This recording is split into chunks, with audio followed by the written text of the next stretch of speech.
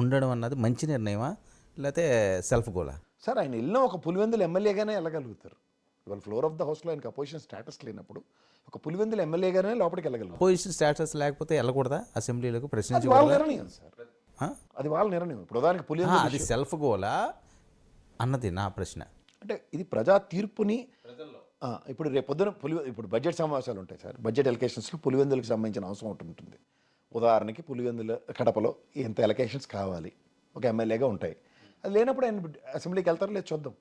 మన బడ్జెట్ సమావేశంలో ఒక అపోజిషన్ లీడర్గా ఉన్నప్పుడు ప్రతిదానికి కౌంటర్ టు కౌంటర్ ఉంటుంది. ఆ రోల్ ఎప్పుడైతే లేదప్పుడు పులివెందుల ఎమ్మెల్యేకి అంత అవకాశం ఉండదు. అంచేత ఆయన వెళ్ళలేదు. ఇది నేను అనుకుంటున్నా.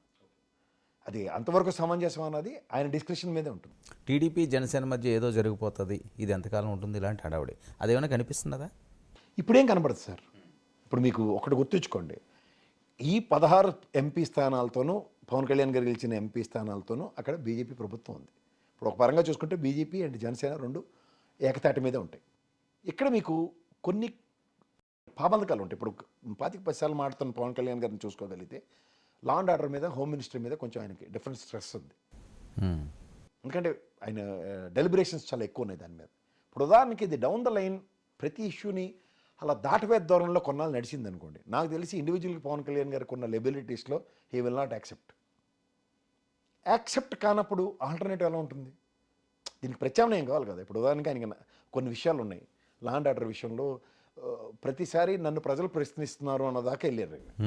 ఇదే ప్రజల ప్రశ్న రేపటాపురంలో లేకపోతే ఆయన వెళ్ళిన పర్యటనలో 4 సార్లు గట్టిగా ప్రశ్నించబడినప్పుడు ఖచ్చితంగా ఆయన ఫ్రంట్ టు ఫ్రంట్ తేల్చుకుంటారు కదా చంద్రబాబు గారితో. సార్ ఇది ఇలా జరుగుతుంది, దీనికి సమాధానం పాజిటివ్నెస్ కనుక ఉందనుకోండి సార్, ఈ విల్ అడ్జస్ట్. బికాజ్ ఆయన ఇప్పుడు ఎలక్షన్స్కి ఆయన మెలడౌన్ అయిన విధానంలో అడ్జస్ట్ అవుతారని ఉంది. పవన్ కళ్యాణ్ గారు డిప్యూటీ సీఎం కాకముందు, తన విజయం సాధించకముందు, విజయం సాధించిన తర్వాత ఆ డిఫరెన్స్ ఏమన్నా కనిపిస్తున్నది ఆయన? చాలా.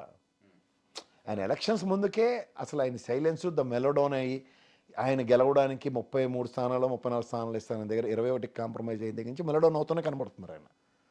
మోర్ ఓవర్ ఇవాళ గెలిచిన తర్వాత కూడా ఆయన పని అన్న విషయం దగ్గరికి వచ్చేసరికల్లా ఏదో సాధిద్దామని తపన కనబడుతుంది. డౌన్ ద లైన్ అది గ్యారంటీకి ఎగ్జిక్యూషన్ అవుతుందండి, అవ్వకుండా ఉండదు. అవ్వనప్పుడు ఆయనకు వచ్చే కాన్సిక్వెన్సెస్, రిప్రికేషన్స్ కూడా తెలుసు. ఇప్పుడు ఒక ఓటమి నుంచి ఇవాళ గెలుపు దాకా ఆయన వేసుకున్న మార్గంలో ఓడిపోతే పరిస్థితి ఏంటో ఆయనకు బాగా తెలుసు. అవమానాలు, చేత్కారాలు తర్వాత ఆల్రెడీ అనుభవించారు కాబట్టి. సో ఇప్పుడు ఏమవుతుందంటే ఇది వచ్చిన తర్వాత మళ్ళీ అదే కాకరకాయల కేకరకాయ అయిందనుకోండి, లాభం ఏంటి? చంద్రబాబు నాయుడు గారు 2047, జగన్మోహన్ రెడ్డి గారు 2027. ఈయన జమిలీ అంటున్నారు, ఆయన 47 విజన్ చూపిస్తున్నారు. ఎలా చూడాలి దీన్ని? ఇంకా ఫస్ట్ జేపీసీ అయింది సార్, అవ్వాలి. 8వ తారీఖు నాడు ఉంది. దాని అవుట్కమ్ మీద రానివ్వండి సార్. అందరికీ ఓడిపోయిన తర్వాత నెక్స్ట్ నేనే అనుకునే ప్రాసెస్లో ఉంటారు. సో దాంట్లో ఏమవుతుందంటే ఇప్పుడు ఇన్స్టంటేనియస్ రియాక్టివ్ మోడ్ అన్నది రాబోయే రోజులకి ఇప్పటి నుంచి వేసుకునే ప్లాట్ఫామ్ మీద ఆధారపడి ఉంటుంది.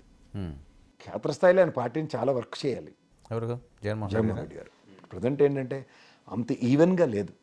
అంట్లందరినీ ఈ గోస్ట్ ద నియోజకవర్గం వెళ్ళి ప్రతి దగ్గర ఒక ఆల్టర్నేటివ్గా మనం నిలబడే కేపబిలిటీస్ని ఎస్టాబ్లిష్ చేసుకుంటే, ఎమర్జ్ చేసుకుంటే